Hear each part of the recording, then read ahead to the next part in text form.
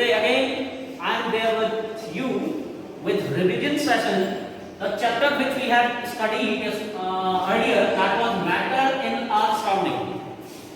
As I have already told you, the matter means all those things which are having mass and occupy space, that known as matter. Whatever is in our surrounding means whatever is there in around me, around you, and at your room, all those things which are occupying space, these are called matter.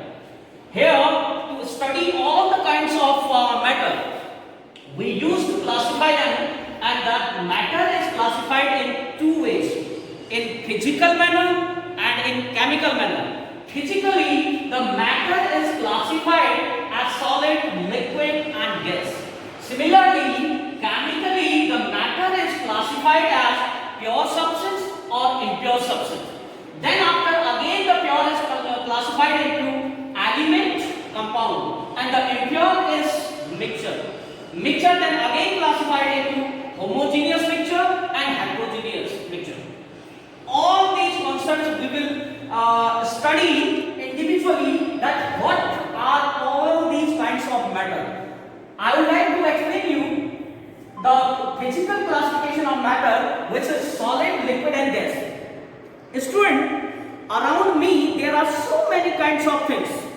Just like in front of me, table is there, mobile is there, notebook is there, and walls are there.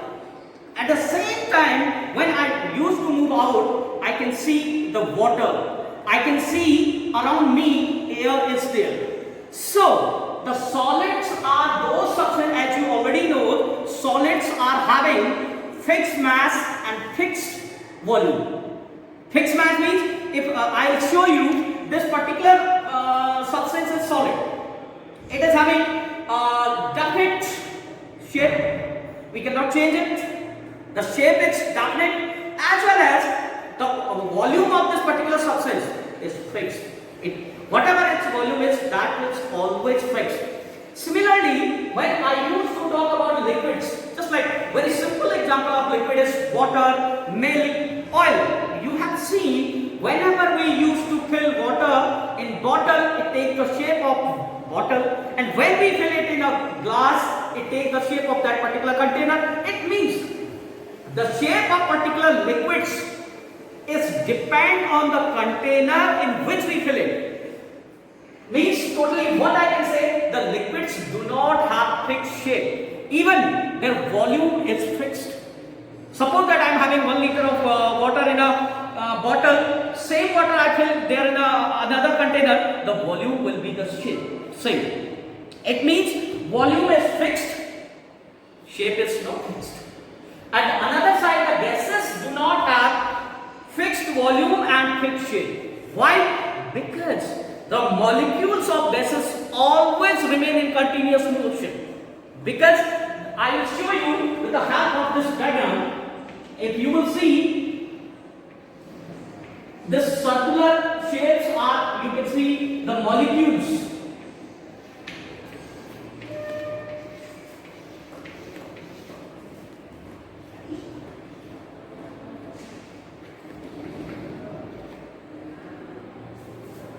Suppose that these are the molecules of solid.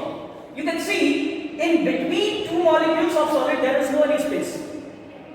This is called the space between two molecules is called intermolecular space.